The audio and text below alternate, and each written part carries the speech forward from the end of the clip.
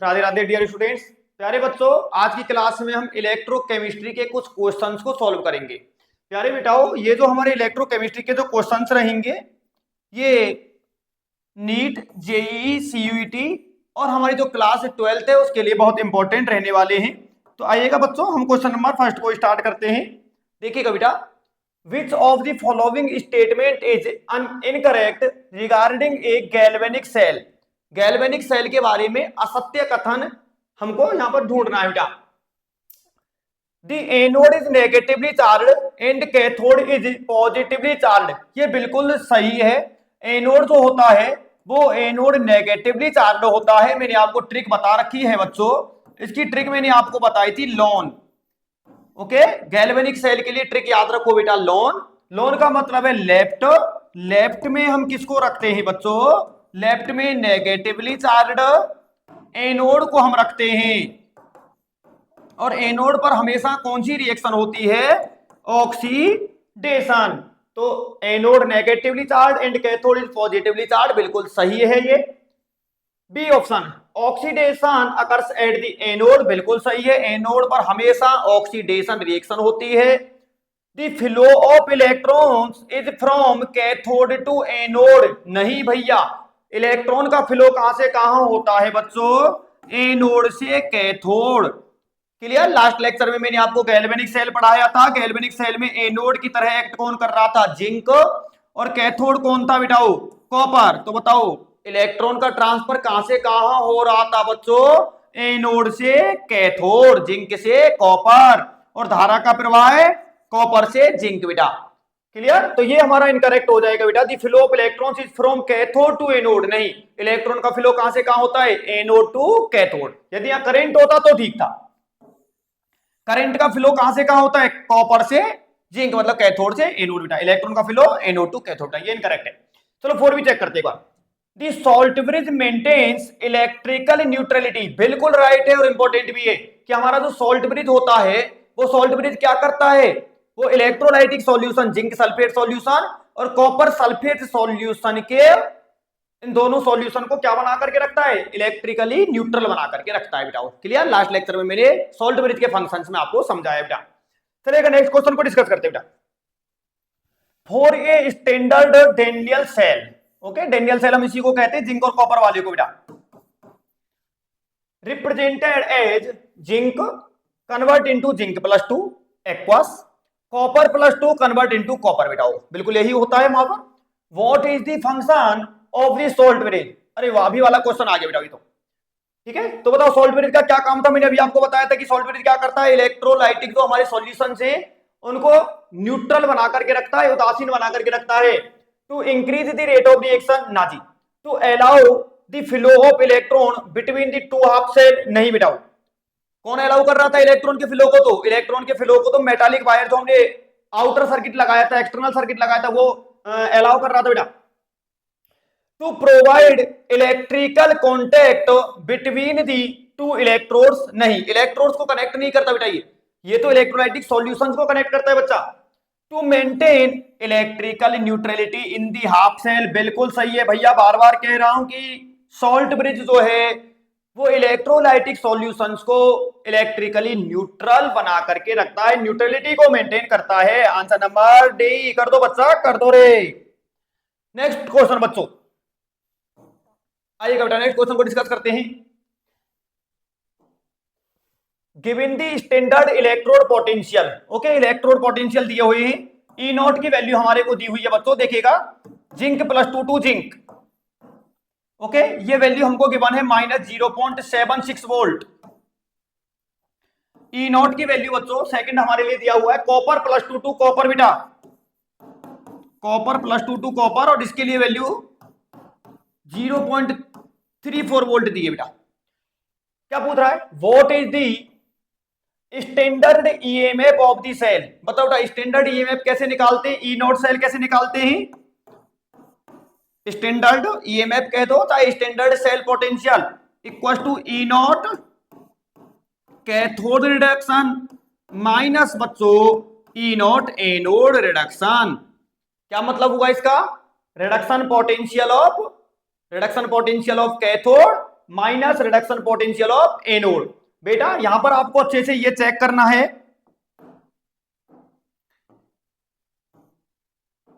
सबसे पहले ये चेक करना है कि ये जो वैल्यू गिवन है ना बेटा, ये एसआरपी गिवन है या एसओपी, मतलब रिडक्शन पोटेंशियल गिवन है या ऑक्सीडेशन, क्योंकि ये दोनों रिडक्शन पोटेंशियल होना चाहिए। तो जिंक प्लस 2 से जिंक बन रहा है, तो बोलो क्या हो रहा है, रिडक्शन। इसका मतलब गुरुजी हमको एसआरपी की वैल्यू, रिडक्शन पोटेंशियल की वैल्यू दी है। कॉपर प्लस 2 से कॉपर बन रहा है, तो ये भी हमें एसआरपी की वैल्यू दी है बेटा, दोनों के एसआरपी की वैल्यू गिवन है और हमें यहाँ पर एसआरपी ही चाहिए। बोलो ये कौन है बेटा जी, एनोड। ये कौन है बेटा जी, कैथोड। तो कैथोड में से एनोड को माइनस कर दो बेटा। कैथोड की वैल्यू क्या है बोलो, प्लस 0.34 माइनस एनोड की वैल्यू देखिएगा minus 0.76। Clear, minus minus plus हो जाएगा बेटा, और माइनस माइनस प्लस हो जाएगा, तो आंसर यहां से क्या आ जाएगा बोलो, 1.1 वोल्ट बेटा। वो चलिएगा चेक करते हैं आंसर, ये रहा बेटा 1.1 वोल्ट बेटा, इसका आंसर आएगा बेटा। क्लियर, तो ये बिल्कुल याद रखो कि जो हमारा डेनियल सेल होता है बच्चों, उस डेनियल सेल का सेल पोटेंशियल कितना होता है, 1.1 वोल्ट होता है बच्चा। क्लियर, चलो बच्चों नेक्स्ट क्वेश्चन डिस्कस कर लेते हैं। देवा देखो, आओ बेटा, Which of the following conditions represents a standard state for a galvanic cell?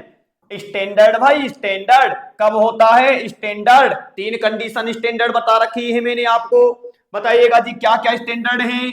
Temperature को 25 डिग्री सेल्सियस ले लो,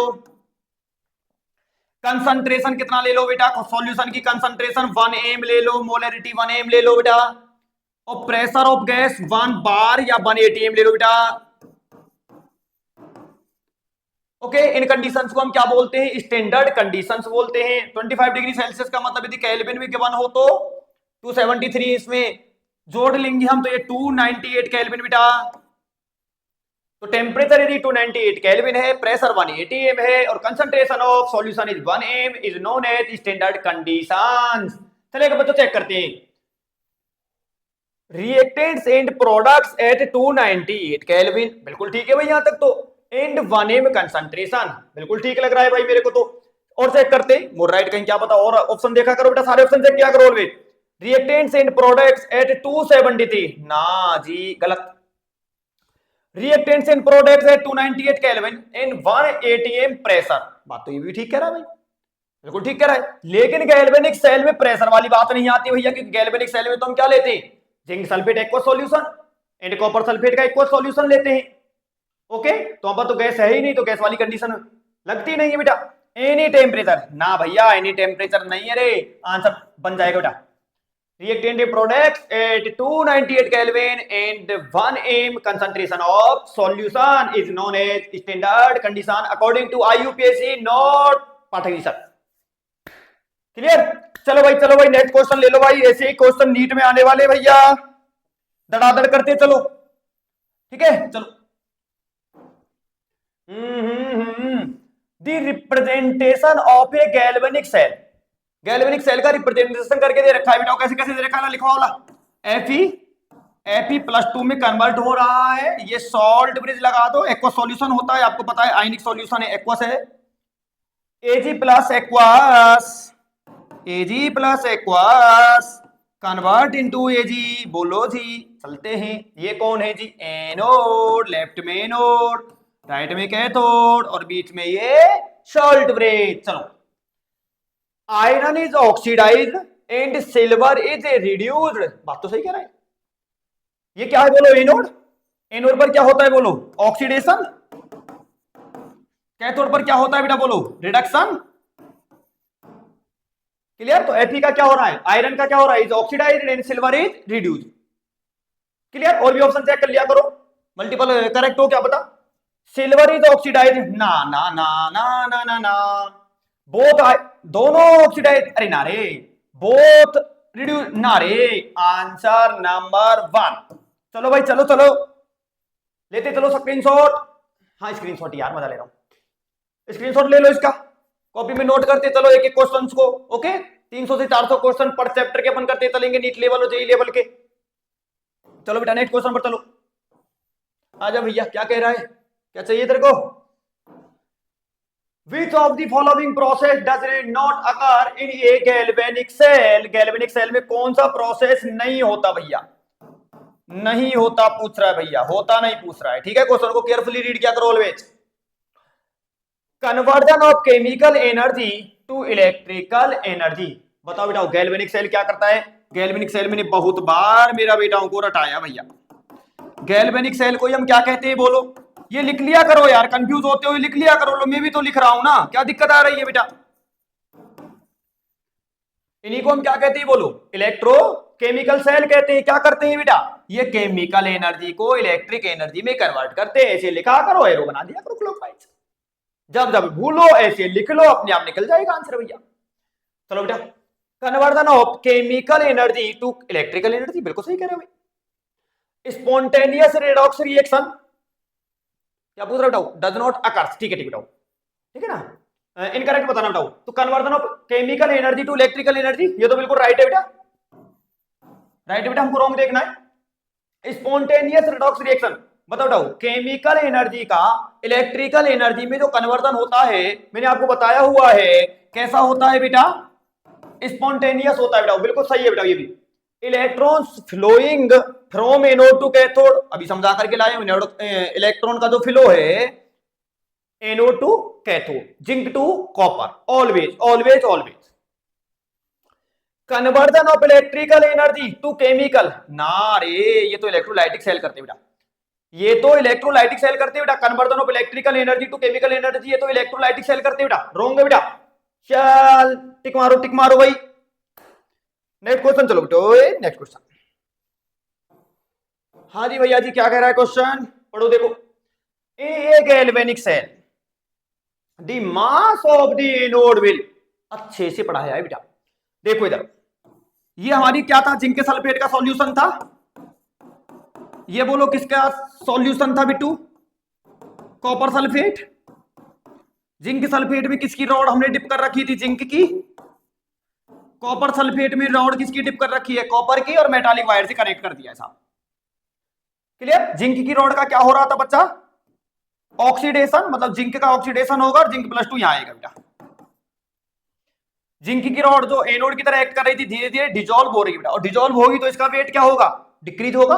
और कॉपर का क्या हो रहा था, कॉपर +2 आयन थे, रिडक्शन होकर के यहां डिपोजिट हो रही थी बेटा कॉपर, तो कॉपर रॉड का वेट इंक्रीज होता है, और जिंक रॉड एनोड का वेट क्या होता है, डिक्रीज। चलो बेटा अब देख लो आराम से।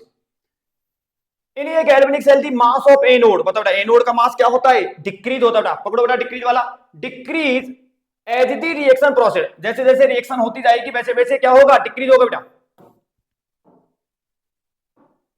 क्लियर। आंसर नंबर सेकंड बेटा, और चेक कर लो बोले, increase as the reaction process, नहीं इंक्रीज नहीं होता बेटा, इंक्रीज कैथोड का होता है बेटा। रिमेन्स कांस्टेंट, ना बेटा कांस्टेंट नहीं रहता बेटा, फर्स्ट इंक्रीज देन इंक्रीज दूर दूर तक भी नहीं होता बेटा, ऐसा कुछ ही नहीं बेटा कि इंक्रीज होगा डिक्रीज होगा, ऐसा कुछ नहीं हो रहा बेटा। कंटिन्यूअसली डिजोल्व हो रही है जिंक रॉड, और जिंक की रॉड कंटिन्यूअसली डिजोल्व होगी तो वेट डिक्रीज होगा बेटा, डिक्रीज होगा बेटा, राइट। नेक्स्ट क्वेश्चन लो बेटा,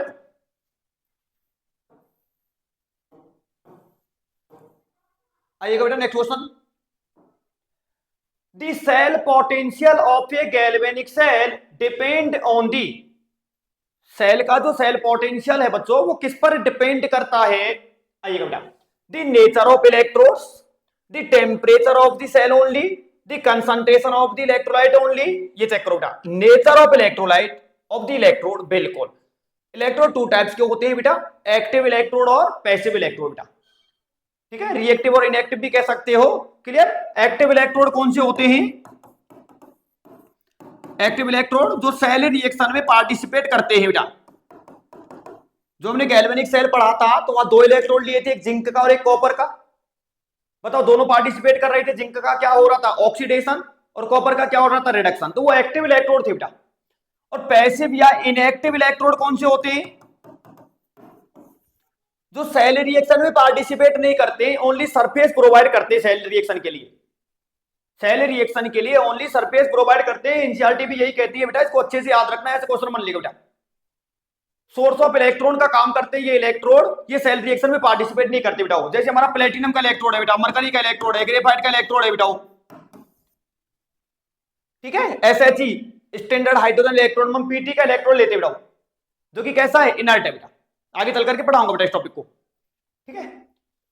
तो नेचर ऑफ इलेक्ट्रोड पर बिल्कुल डिपेंड करता है, टेम्परेचर पर डिपेंड करता है बच्चों, and concentration of the electrolyte, concentration पर भी हमारा ये डिपेंड करता है सेल पोटेंशियल। तो आंसर नंबर 4 जाएगा बेटा, आंसर नंबर 4 बेटा।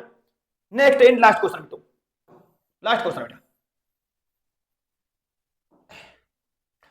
The standard reduction potential for an electrode, SRP की बात ही करना चाहता है साहब कुछ, इज ये measure of its tendency to, बताओ एसआरपी का मतलब क्या है, एसआरपी में आर का मतलब क्या है, रिडक्शन, और रिडक्शन का मतलब क्या होता है बेटा, इलेक्ट्रॉन गेन करना,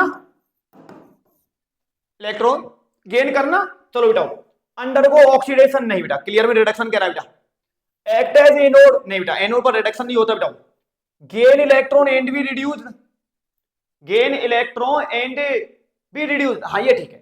The standard reduction potential for an electrode is a measure of its tendency to gain electron, electron को गेन करने की टेंडेंसी को हम क्या करें, स्टैंडर्ड रिडक्शन पोटेंशियल बेटा। तो यहां पर आंसर ये थर्ड चल जाएगा बेटा। Lose electrons and be oxidise नहीं बेटा, ये एसओपी हो गया बेटा, ये एसओपी हो गया बेटा, ये नहीं, ये आंसर है बेटा उसका, क्लियर। तो ये बेटा हमने इलेक्ट्रोकेमिस्ट्री में गैल्वेनिक सेल से रिलेटेड कुछ क्वेश्चंस को देखा है, सॉल्ट ब्रिज से रिलेटेड कुछ क्वेश्चंस को भी देखा हमने, और नेक्स्ट क्लास में हम कुछ और इंपॉर्टेंट क्वेश्चन की नेक्स्ट लेक्चर में डीपीपी नंबर 2 को डिस्कस करेंगे, डीपीपी नंबर 1 था बेटा, क्लियर। बाकी चर्चा नेक्स्ट मीटिंग में करेंगे। Thank you very much, Radhe Radhe, जय श्री कृष्णा प्यारे बच्चों।